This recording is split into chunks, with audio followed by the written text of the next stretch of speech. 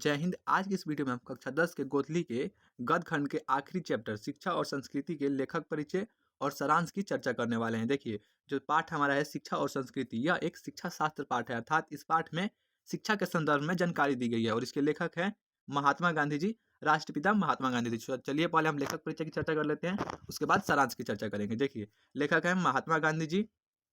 उनका जन्म 2 अक्टूबर 1869 ईस्वी को पोरबंदर गुजरात में हुआ था। उनके पिता का नाम करमचंद्र गांधी था और उनकी माता का नाम पुतलीबाई था। और देखिए, उनका विवाह काफ़ी कम उम्र में मात्र 14 साल की आयु में कस्तूरबा गांधी से हुआ था, 1883 ईस्वी में कस्तूरबा गांधी से। हिंद स्वराज सत्य के साथ मेरे प्रयोगी, इनके द्वारा लिखी गई 2 महत्वपूर्ण पुस्तकें हैं और हरिजन और यंग इंडिया नामक ये जो 2 पत्रिकाएं हैं, इनके द्वारा संपादित की गई हैं। महात्मा, इन्हें रविन्द्रनाथ टैगोर ने इन्हें महात्मा कहकर पुकारा था और बापू और राष्ट्रपिता इनके उपनाम हैं। देखिए, लेखक परिचय में आगे देखते हैं। दक्षिण अफ्रीका प्रवास 1893 ईस्वी से 1914 ईस्वी तक वो दक्षिण अफ्रीका में रहे थे और पुनः भारत में वापस 1915 ईस्वी में आए थे। इनका निधन 30 जनवरी 1948 ईस्वी को दिल्ली में हुआ था। इनके जन्मदिन को भारत गांधी जयंती के रूप में मनाता है और पूरा राष्ट्र यानी राष्ट्रीय स्तर पर इनके जन्मदिन को गांधी जयंती के रूप में मनाया जाता है और अंतर्राष्ट्रीय स्तर पर इनके जन्मदिन को अहिंसा दिवस के रूप में मनाया जाता है। देखिए, आगे हम सारांश की चर्चा कर लेते हैं। प्रस्तुत पाठ में शिक्षा और संस्कृति जैसे विषय पर हरिजन, यंग इंडिया जैसे ऐतिहासिक पत्रों के अग्रलेखों से संपादित राष्ट्रपिता महात्मा गांधी के विचार प्रस्तुत हैं। देखिए, इस पाठ में हरिजन और यंग इंडिया जैसी पत्रिकाओं में महात्मा गांधी के जो विचार प्रस्तुत किए गए हैं, उन्हीं विचारों को इस पाठ में शिक्षा और संस्कृति जो पाठ है इसमें भी प्रस्तुत किया गया है। इस पाठ में उनके क्रांतिकारी शिक्षा दर्शन के अनुरूप वास्तविक जीवन में उपयोगी व्यवहारिक दृष्टिकोण और शिक्षा है, जिनके बल पर आत्मा, बुद्धि, मानस एवं शरीर के संतुलित परिष्कार के साथ मनुष्य के नैतिक विकास के लिए जरूरी प्रेरणा है। देखिए, उनका जो क्रांतिकारी शिक्षा दर्शन था, जिससे मानव के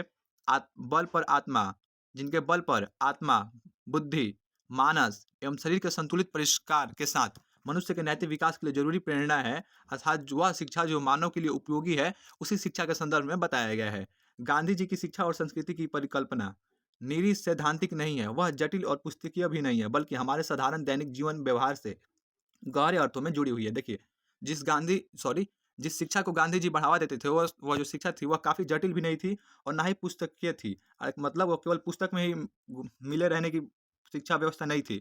उनका मानना था कि हमें उस प्रकार की शिक्षा लेनी चाहिए जो हमारे दैनिक जीवन से संबंधित रखती हो और जो हमारे दैनिक जीवन से जुड़ी हुई हो। देखिए, पाठ के कुछ इंपॉर्टेंट पॉइंट्स हैं, महत्वपूर्ण बिंदु हैं, उनकी हम चर्चा कर लेते हैं। अहिंसक प्रतिरोध सबसे उदात्त और बढ़िया शिक्षा है। देखिए, गांधी जी का मानना था जो अहिंसक प्रतिरोध है वह सबसे उदात्त और बढ़िया शिक्षा है। उदात्त का अर्थ होता है उत्तम। सबसे उत्तम और बढ़िया शिक्षा गांधी जी किसे मानते थे?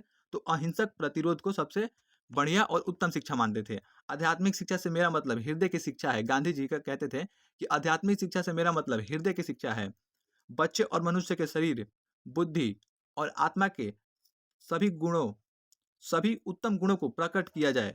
बच्चे और मनुष्य के शरीर, बुद्धि और आत्मा के सभी उत्तम गुणों को प्रकट किया जाए। देखिए, शिक्षा के संदर्भ में बताते हुए कहते हैं कि शिक्षा का मतलब ये नहीं होता है। शिक्षा का मतलब ये होता है जिससे शरीर, बुद्धि और आत्मा के सभी गुण प्रकट हो, तभी उसे शिक्षा कहा जाएगा। बच्चों को प्रत्येक प्रक्रिया का कारण जानना चाहिए। देखिए, जो भी जितनी भी प्रोसेस होती हैं उन्हें प्रक्रिया हिंदी में कहा जाता है। तो उनका कहना था कि बच्चों को यह बताना चाहिए कि कौन सा प्रोसेस किस कारण से होता है और कैसे होता है, ऐसा गांधी जी का मानना था। मेरा धर्म कैद खाने का धर्म नहीं है। अपने धर्म के संदर्भ में और संस्कृति के संदर्भ में बताते हुए गांधी जी कहते हैं कि जो मेरा धर्म है वह कैद खाने का धर्म नहीं है, अर्थात मुझे मेरी धर्म के प्रति आज़ादी है कि मैं किसी भी धर्म के संस्कृति को अपनाऊं, परंतु ऐसा नहीं है कि दूसरी संस्कृति को अपना के अपनी संस्कृति को भूल जाऊं। उनका मानना था कि देखिए, सभी देशों की संस्कृति से जो भी कुछ अच्छा है वो हमें सीखना चाहिए, परंतु अपनी संस्कृति को कभी नहीं भूलना चाहिए, क्योंकि जो अपनी संस्कृति को भूल जाता है वह दूसरी संस्कृति की भी इज्जत नहीं करेगा, ऐसा गांधी जी का मानना था। इस लेक्चर में हमने शिक्षा और संस्कृति के लेखक परिचय और सारांश को डिस्कस किया। नेक्स्ट वीडियो में हम इसके ऑब्जेक्टिव क्वेश्चन को डिस्कस करेंगे। इसे देखने के लिए आपको हमारे चैनल को सब्सक्राइब करना होगा ताकि वीडियो की नोटिफिकेशन आपको मिल जाए। जय हिंद, जय भारत। मिलते हैं नेक्स्ट वीडियो में ऑब्जेक्टिव क्वेश्चन के साथ। धन्यवाद।